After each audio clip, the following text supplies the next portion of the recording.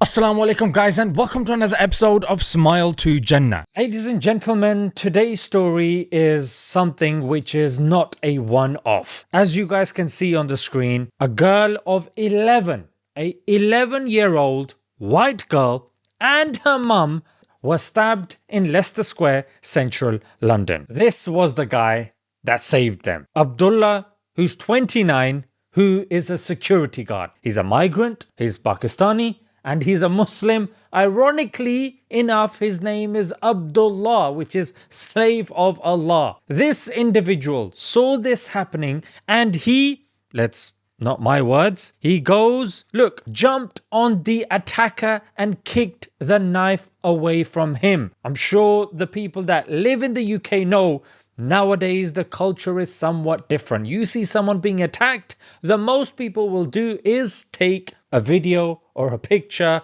They won't intervene. So many social experiments have been done. So if he was following British values the way the country is currently, then surely he shouldn't have intervened. On top of that, if the Quran says, if the Muslims believe that the non-Muslims are bad and they shouldn't be helped and they're evil and, our job is to just take them over and, their kids and this and that, why on earth is this guy protecting them by putting his life under threat? Sishan, he's just a one-off. Yeah? You guys do taqiyya. Taqiyya is lying to forward your own agenda. Well, this guy certainly put a lot at risk just to forward his agenda. What agenda if you're dead? You know what I mean? All right, no problem. Let's move on to the train hero. Notice the names here. This guy was called, he's not even in the headline, frankly. Yeah, let's go back. I think The Guardian covered it. I love this country. The migrant hero. The migrant hero who tackled the Leicester Square attacker. He's a migrant hero. He's not a Muslim over here. And over here, this guy, can't really tell if he's Muslim or not. Samir Zitouni. You kind of have to infer from his name, which the right wing and the far right are very good at doing when it comes to everybody else. But here, look at this.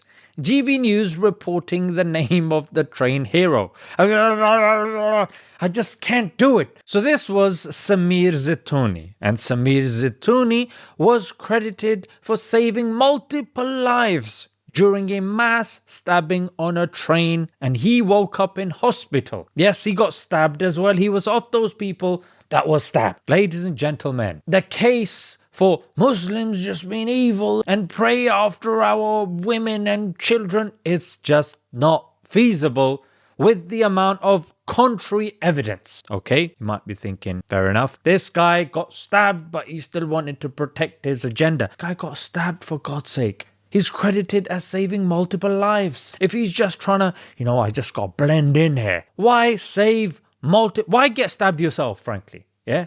Why not save like one and then run off? You're still gonna be a hero. You saved a life. And this guy, a Saudi Arabian student called Hamza Abar, 23-year-old. Yeah, he's labeled as a good Samaritan. But what did he do? Yeah, this guy confronted and pinned down a rapist. So he was going and he saw a woman being raped. He didn't just whip out his phone. He intervened. He ran away. This guy is a hero. Guys, it does not stop there. Yeah? Stop with this premature celebration and congratulation. It does not stop there. And if he was just a Muslim that just wants to show that he's good, that's enough. You know what I mean? This guy pursued him. What the flip is he doing? This guy is pursuing him. Not only does he pursue him, he then puts him on the floor, restrains him, then calls the other bystanders or people going by like, help me out, mate, call the police. The police get there. And this guy, even when he's doing it, he gets punched in the face. He said he didn't feel it because of the adrenaline. Ladies and gentlemen, what a hero.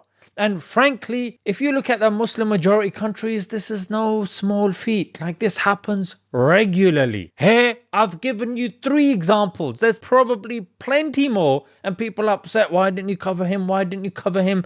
This is just a small sample that I'm giving you guys of the actual mentality of the Muslims that they get from scripture. Not the ones that you get told from the far right or the anti-Islamic people who do exegesis of the Quran, then tell you how all of the Muslims are supposed to behave. Well, ladies and gentlemen, is this not obvious enough? Is this not obvious enough, ladies and gentlemen? Of course it is, for the people of intellect, which I hope you are.